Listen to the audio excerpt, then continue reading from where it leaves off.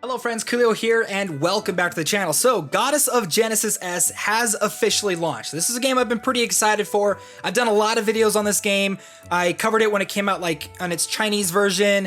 I've done multiple videos on the Southeast Asian version. I even did a video last week talking about whether or not we should be hyped for this game. Now, before we get into the video, before I show you guys some gameplay, go into the characters, and do some summons, I do want to talk about something that I talked about in that original video that I did last week, and how my opinion on it has changed. Now, this is probably the #1 most controversial thing going on with the game right now, is the fact that they did include Genesis tarot cards for the global edition of the game. Now, these Genesis tarot cards are not in the Chinese version of the game. I believe the Korean version doesn't have it either. This is only in the Southeast Asian version and the global version of the game. Now, these Genesis tarot cards, there's really only two ways that you can get them. You can either get them through events or you can buy them through the shop. You can't get them through basic gameplay, and you cannot buy them using star stones. You can only get them through the packs that the game has, these kind of discounted bundles or whatever that you can buy that will give you some Genesis tarot cards. So if you buy this one for $3, you'll get 2 Genesis tarot cards. Now, my initial opinion on the Genesis tarot cards first was, to me, they weren't that big of a deal because you could earn quite a lot of them simply just by playing through the game and participating in the game's events. However, I've been playing the Southeast Asian version of the game for a couple of more days, preparing for the global launch, and my opinion has actually changed on that. Now, as of right now, there really is only one main staple way to get the Genesis tarot cards, like, for sure on your account. And that is through the, I believe it's the Celestial Oath. Now, as you go through and you level up your account, once you get to level 25, you'll get 4, level 30, you get 5, 35, 5, 5. And I believe when you add it up together, it's somewhere around like 50. Something about like, or somewhere around like 50 or so Genesis tarot cards that you'll be able to get once you max out your account. Now, that's not something that a lot of people are probably going to be able to do within the first week or two of the game. It's going to take a lot of time to be able to get these. Now, I do appreciate the fact that they will allow us to get Genesis tarot cards for free by leveling up, but once you've kind of gone through, you've leveled up, that's kind of it for the guaranteed Genesis tarot cards. There are other places that you can get that, where you can get them. However, this is where my opinion has changed, and not for the better. Now, on my Southeast Asian version of the game, I had all these different events going on, and I had 9 Genesis tarot cards, and I was trying to save up to 10 so I could do, 10 times summon, right? Now, one of the ways you can do that is through the Angelic Trial. The Angelic Trial. Once you go through and complete these quests, you'll be able to get a total of 10 of them right here. Great.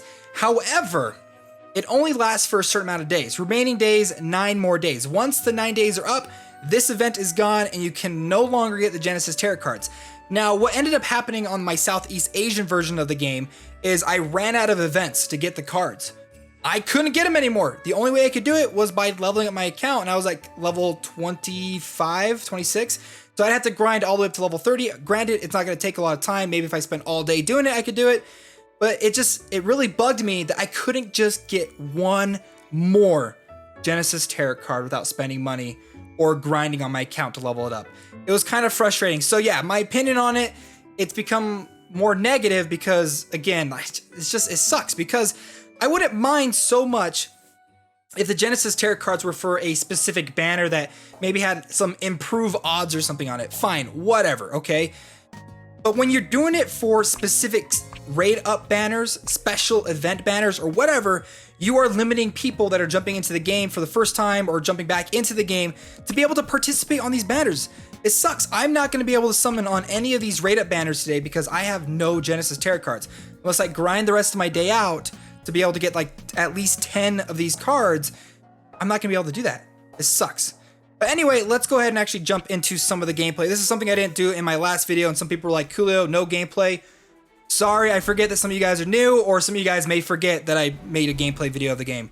Whatever. But let's go ahead. We're going to jump into an elite stage, and I'll show you guys some of the gameplay itself. So, the way that this game kind of stands out compared to other typical turn-based strategy games like this, because there's a lot of the gameplay aspects of this are very, very similar to a lot of other gacha games.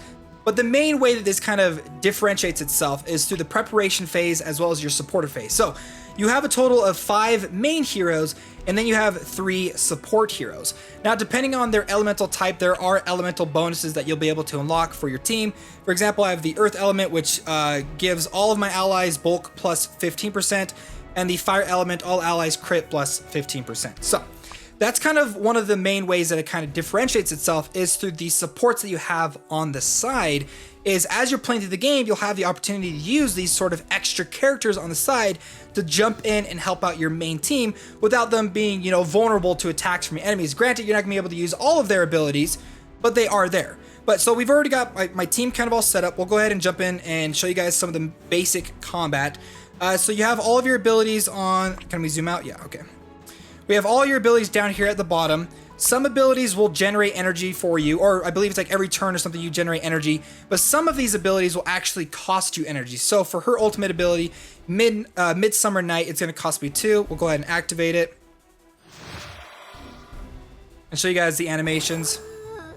Now, I do like the ultimate ability animations. I think they look great. And in fact, there are certain characters that have these sort of dual combo abilities where you'll see both of them interacting together. And I love it. I think it looks really, really great. So we've gone ahead and done that. Go ahead and use this one. Take down those guys. Now, there is auto combat ×2 speed. And I feel like a lot of people are probably going to use the auto combat ×2 speed and stuff just by playing through the main storyline. It's pretty easy. As long as your team is at the correct level of your account, it's really, really easy just to push through the main storyline pretty far. I'd say really the only places that you're going to be manually taking over is there's some kind of joint strikes, like these kind of team combo things that you can team up with, maybe PvP, but most of the time you're going to be participating in a lot of this stuff using auto combat. Once you get to the higher levels, more of the, you know, the team building and the strategies will come into play. But there you guys go. So this is the main combat, main gameplay that you guys are going to be seeing. For me personally, because the animations, they do take a little bit of time, I actually have them turned off on my main account. But for this gameplay video, I wanted to show you guys the animations because they do look really, really good. In fact, I realize I don't have the game on high frame rate mode. I don't think. I might need to turn it up, but...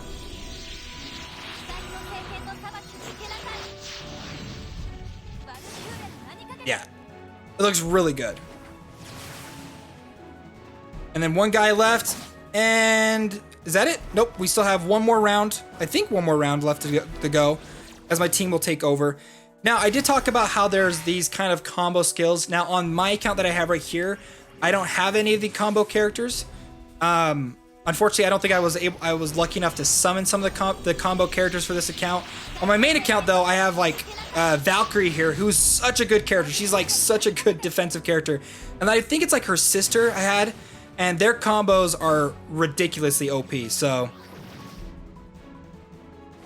and then I've got my Link, my female Link character that just like pops up. So that was one of my support characters that will jump in, do a basic attack, basic combo, or whatever. I found that characters that are actual supports are a little bit better. Like ones that like debuff or heal your teams and stuff like that. They're a lot better to have on your supportive, your kind of backups and stuff, but...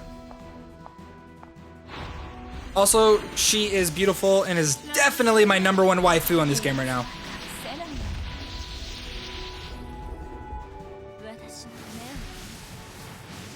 Now, before we continue, there is one other thing I do want to talk about when it comes to pushing through like the main storyline and the elite stages and stuff like that, is a lot of them will have these events. And the events, they're very, very simple. They're really easy to do. This one says, defeat the angel slime within 3 turns. I didn't do that, so I'm not going to complete the event. I wasn't even really paying attention to it anyway. But if you complete the events and stuff, you'll be able to get a lot of really great prizes. So I do recommend when you do jump into a stage, just pay attention to what the event is so that you don't have to backtrack and complete it. So looks like I was able to do that. I don't know how. Complete it. I defeated it in like 3 turns. And I defeated it in like 4 turns. Anyway, so that's the main combat. That's how combat works in this game. Now, there is a lot of stuff to do in the game. You do have your main storyline. You have your elite stages. The elite stages is where you're going to get a lot of materials to upgrade your characters. When it comes to your challenges, as you level up your count, you're going to be able to unlock a lot of different types of gameplay modes that you'll be able to participate in. Timed challenges where you can team up with other players. There is a lot of stuff to do in this game. They do have an event right now called the Midsummer Night, which does offer the shards that you need for this character, which I actually have this character, so I am going to be playing through this so I can get the shards to level her up.